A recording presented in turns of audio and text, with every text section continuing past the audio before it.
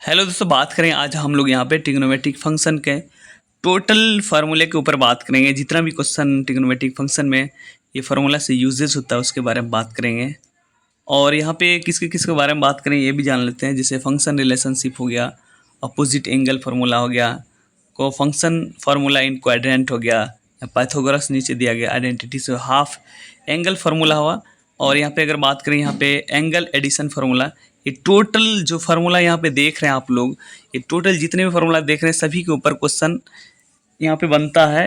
कोई भी ऐसा फार्मूला इसमें नहीं है कि जो क्वेश्चन इस पे यूजेस नहीं होता। दूसरी बात, पहली बात ये कि जितना भी मैथमेटिक्स में क्वेश्चन होता है 60 से 70% वो फार्मूले बेस्ड क्वेश्चन रहता है।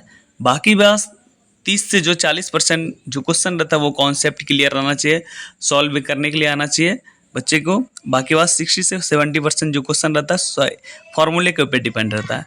अगर आपको फार्मूला याद नहीं है तो आप एक भी स्टेप आगे नहीं बढ़ सकते हैं, क्योंकि मोस्टली जो क्वेश्चन रहता है 60 से 70% वाला जो फार्मूले बेस्ड क्वेश्चन रहेगा, फार्मूला याद रहेगा तभी आपसे क्वेश्चन बनेगा, वरना आपसे एक भी क्वेश्चन नहीं बनेगा।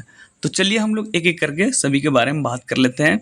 कुछ इसमें मिस प्रिंट भी हो गया है यहाँ पे, उसको थोड़ा सा देख लेंगे एक एक करके। सबसे पहले हम लोग बात करेंगे यहाँ पे फंक्शन रिलेशनशिप्स के बारे में। Sine theta is equal to cosec theta, cosec theta is equal to होगा यहाँ पे साइन थीटा। अब sec theta equal to 1/cos theta, cot theta is equal to 1/tan theta. आपको क्या करना, अपने कॉपी में नोट डाउन करते रहना, कॉपी और पेन को साथ में रखना, ताकि जो ये फंक्शन रिलेशनशिप का अलग फार्मूला है, अपोजिट एंगल का अलग फार्मूला है, को फंक्शन का फार्मूला अलग है, इसको अलग अलग तरीके से लिखते जाना है।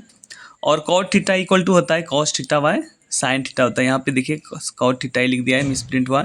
tan theta is equal to sine theta by cos theta. ये तो क्लियर हो गया, आपको नोट डाउन करते जाना है। देखिए यहाँ पे क्वेश्चन कहाँ का गलत है उसको हम टिक कर देते हैं।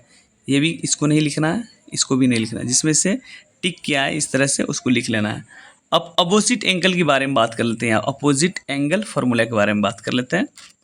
अपोजिट एंगल अगर फार्मूले की बात करें तो sine minus theta is equal to minus sine theta होता है, cos minus theta is equal to cos theta होता है।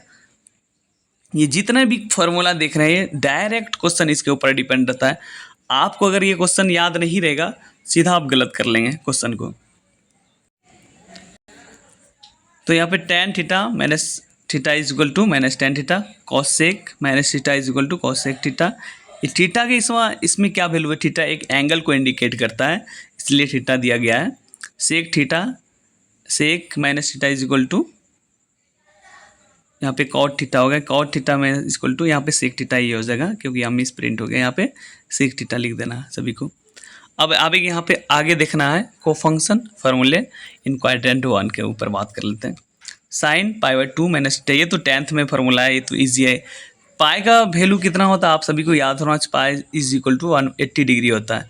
अगर 180 को 2 से डिवाइड करेंगे तो 90 हो जाएगा। कितना हो जाएगा 90। अगर π/2 है तो 90।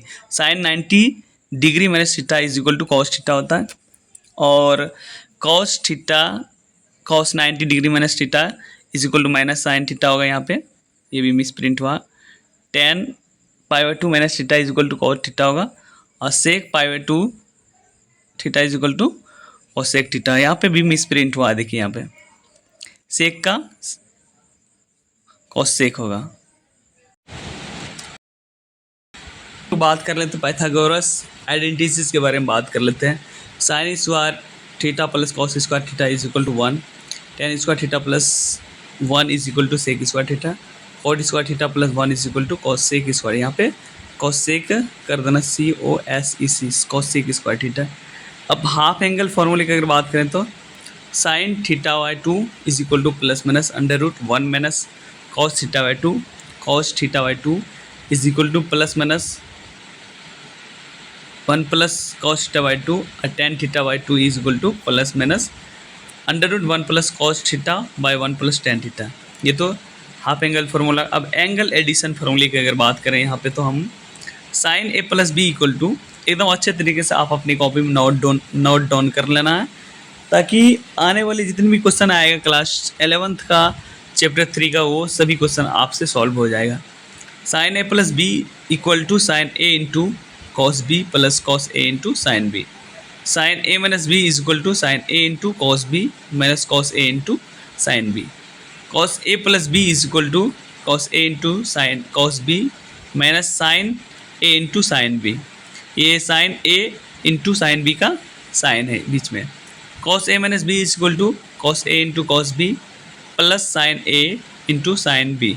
अब यहाँ माइनस रहेगा तो यहाँ प्लस देना है, यहाँ प्लस रहेगा तो माइनस। अब tan A plus B is equal to का फॉर्मूला देख लेते हैं। Tan A plus B equal to tan A plus B tan B by minus tan A into B. Tan A minus B is equal to tan A minus tan B by tan A into tan B. Clear हो गया यहाँ पे। अब नीचे जाकर हम लोग दूसरे फार्मूले के ऊपर बात कर लेते हैं। अगर बात करें यहाँ पे डबल एंगल फार्मूला की बात करें, sine two theta is equal to two sine theta into cos theta. Cos two theta is equal to two cos square theta minus is equal to one minus two sine square theta cos square theta minus sine square theta. इसका 2-3 formula होता है। Tan two theta is equal to two tan theta by one minus tan square theta. Triple angle फार्मूले की अगर बात करें तो sine three theta is equal to three sine theta minus four sine square theta. Cos three theta is equal to four cos square theta minus three cos theta. Tan three theta is equal to three tan theta minus tan square theta by one minus tan square theta. Clear हो गया। अब product to sum formula, sine A into sine B का formula क्या होता है? Half cos A minus B minus cos A plus B. Clear. Cos A into cos B का formula होता है half cos A minus B plus cos A plus B. Sine A into cos B का formula आता है half sine A plus B plus sine A minus B. Tan A into ten cos B का formula आता है half sine A plus B plus sine A minus B. Clear हो गया यहाँ पे। अब आगे जाके नीचे थोड़ा सा और कुछ फार्मूला उसके बारे में टू प्रोडक्ट फार्मूले के ऊपर बात कर लेते हैं कि करके। Sine A plus B sine A plus sine B के बारे में अगर बात करें तो two sine A minus B by two into cos A minus B by two. Clear हो गया। Sine A minus sine B is equal to two cos A minus B by two into sine A plus B. Clear.